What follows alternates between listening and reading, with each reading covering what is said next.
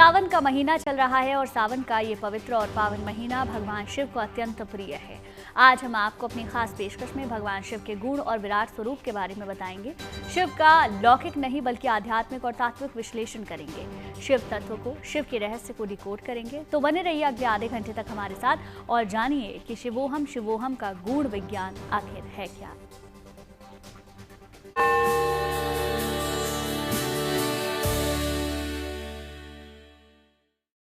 हम आम तौर पर शिव के लौकिक स्वरूप की आराधना करते हैं। भाल पर चंद्रमा, जटा में गंगा, ललाट पर तीसरा नेत्र, गले में गरल, सर्पों की माला, बाघंबर, डमरू, त्रिशूल, यही तो है शिव का लौकिक स्वरूप। लेकिन शिव का अलौकिक और आध्यात्मिक स्वरूप अत्यंत गूढ़ है। दरअसल शिव सृष्टि की अनादि चेतना है। हमारे भीतर की जो चेतना है दरअसल वही शिव तत्व है। सृष्टि जिस शक्ति से संचालित हो रही है वो शक्ति ही शिव है।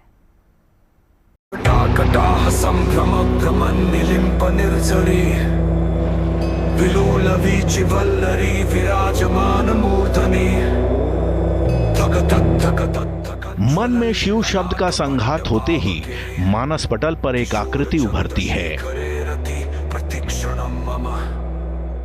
भाल पर चंद्रमा, जटा में गंगा, माथे पर त्रिपुंड के साथ तीसरा नेत्र, नीला कंठ, गले में सर्प की माला, एक हाथ में डमरू, दूसरे में त्रिशूल, मृगछाल की आसनी, पूरा शरीर चिता भस्म से लिपटा हुआ, वाम भाग में मां पार्वती और सामने विराजमान नंदी। यही है शिव का लौकिक स्वरूप या कहें स्थूल स्वरूप। लेकिन अपने पारलौकिक या सूक्ष्म स्वरूप में शिव अपने लौकिक या स्थूल स्वरूप से बिल्कुल अलग हैं। सबसे पहले तो आप ये जान लीजिए कि अपने व्यापक और विराट स्वरूप में शिव इंद्रियों के विषय नहीं हैं। शिव को संपूर्णता में समझने के लिए हमें रूप, गंध, स्पर्श, स्वाद और श्रवण की सत्ता के पार जाना होगा। राग द्वेष के साथ ही काम, क्रोध, लोभ, मोह, मद मत्सर जैसे मनोविकारों के बंधन में फंसा मनुष्य शिव के पारलौकिक या सूक्ष्म स्वरूप की अनुभूति नहीं कर सकता। शिव को संपूर्णता में समझने के लिए शिवत्व को प्राप्त करना होगा।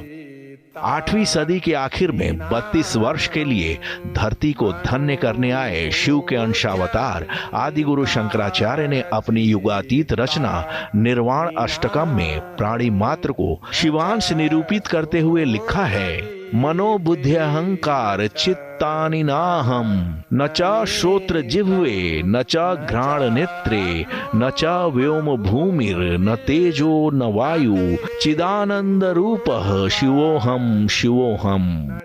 आदि गुरु शंकराचार्य कहते हैं कि मैं न तो मन हूं, न बुद्धि, न अहंकार, न चित्त हूं। मैं न तो श्रवण हूं, न जीभ, न नासिका, न ही नेत्र हूं। मैं न तो आकाश हूं, न धरती, न अग्नि, न ही वायु हूं।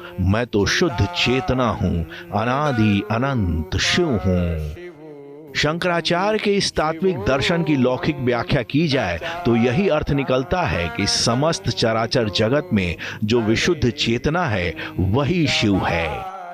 ये विशुद्ध चेतना अखिल ब्रह्मांड में व्याप्त है और यही चेतना हमारे भीतर भी है, हर जीव में है। जब तक हमारा मन, बुद्धि, चित्त सांसारिक मोह माया यानी विकारों से भरा है तब तक हम अपने भीतर शिव तत्व की अनुभूति नहीं कर सकते।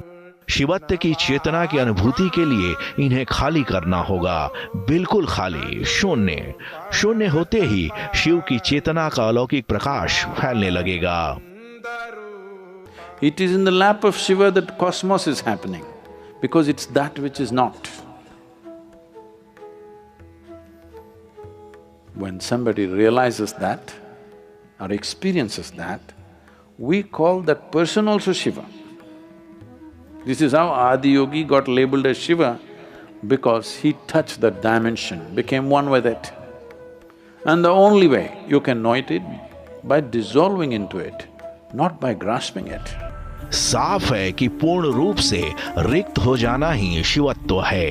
ये अखिल ब्रह्मांड त्रिगुण प्रधान है। दृश्यमान जगत में ये तीनों गुण हैं, सत, रज और तम। व्यावहारिक भाषा में कहें तो सात्विक, राजसिक और तामसिक। ये तीनों गुण संसार में साफ तौर पर दिखाई देते हैं, पर शिव को त्रिगुणातीत माना गया है, यानी तीनों गुणों से रहित, क्योंकि जब तक गुण धर्म का बंधन रहेगा चेतना प्रकाशित नहीं होगी। जो त्रिगुणातीत है उसके अंदर सृष्टि के तीन मूलभूत परातत्व अपने आप प्रतिष्ठापित हो जाते हैं, और ये तीन मूलभूत तत्व हैं सत, चित और आनंद। सत का अर्थ है शाश्वत यानी अपरिवर्तनीय, जो अपरिवर्तनीय है वही तो सत्य है। चित का अर्थ है चेतना। आनंद मतलब रोग शोक क्लेश से सर्वथा मुक्त अवस्था। सद, चित और आनंद को मिलाकर शब्द बनता है सच्चिदानंद। शिव को सच्चिदानंद माना गया है। चूंकि शिव हर जीव में विद्यमान है, इसीलिए जीव भी सच्चिदानंद ही है, लेकिन विषयाशक्ति की वजह से अपने स्वरूप को भूला हुआ है। हम सच्चिदानंद स्वरूप है, हम सत्य है, देह सत्य नहीं है। ये मिटती है, इसमें परिवर्तन है, विकार है, इसकी अनेक अवस्थाएं हैं। ये सत्य जब अभिव्यक्त होता है, ये सत्य जब मुखरित होता है, प्रखर होता है, यद्यपि सत्य जीवंत है, लेकिन जब सत्य व्यवहारित होता है, व्यवहार में आता है, सत्यचित